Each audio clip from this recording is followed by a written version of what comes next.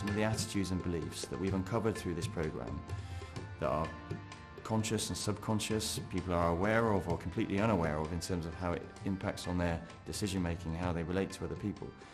Some of this will be directly impacting and influencing the service that we offer into our communities. And what this programme does is draw that direct link, because so often it's too easy not to see that link and to think that whatever is happening internally with the organisation isn't connected in any way to what's happening outside of the organisation in terms of how our services are seen, felt and perceived. Those two things are directly related. And this programme really reinforces that point, but in a way that's constructive and positive and gives us solutions and options to explore individually and collectively.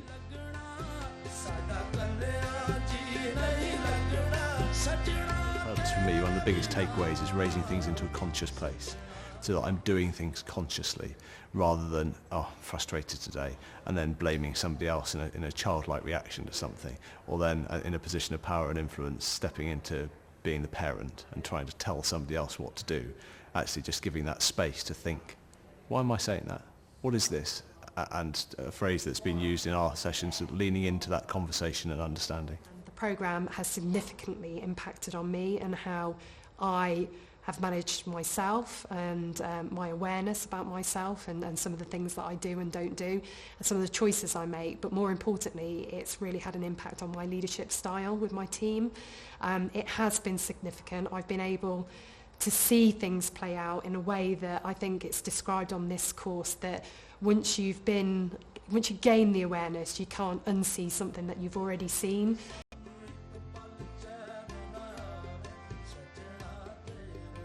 So what senseia were able to do was design a programme which at its very early stages talks through these issues of shame and blame and takes them off the table, fundamentally takes them off the table. And what you're left with is a really important conversation that is balanced, it's equitable, it allows people to engage in the conversation in a way that they can really start to explore some of the more complex issues that go to the heart of human behaviour.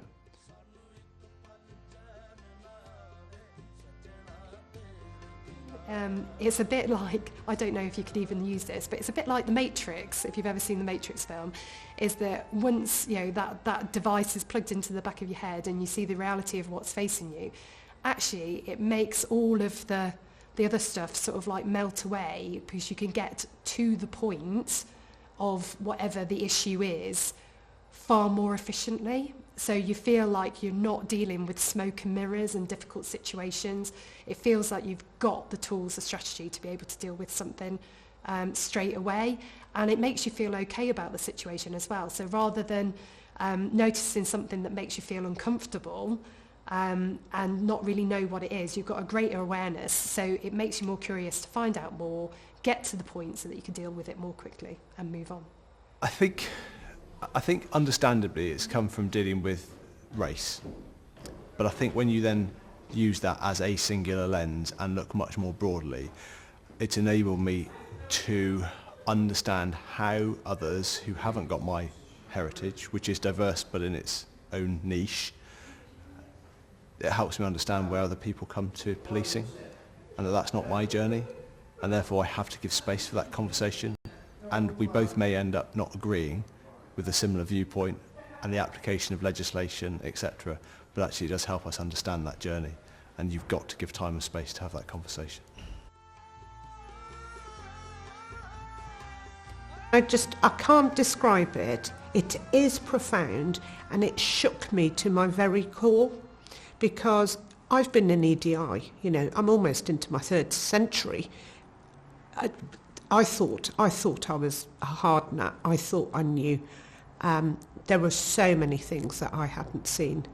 And probably I saw things that I had done as an EDI specialist that were really unhelpful.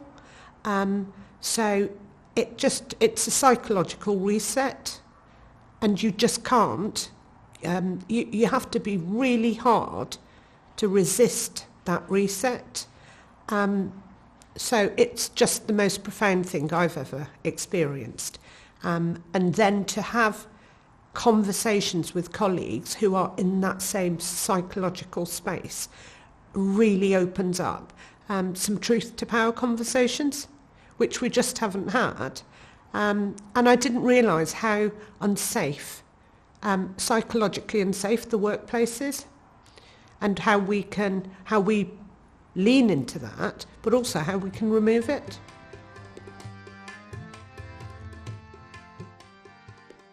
The insight has only been possible because of the methodology deployed by senseia as they work with us.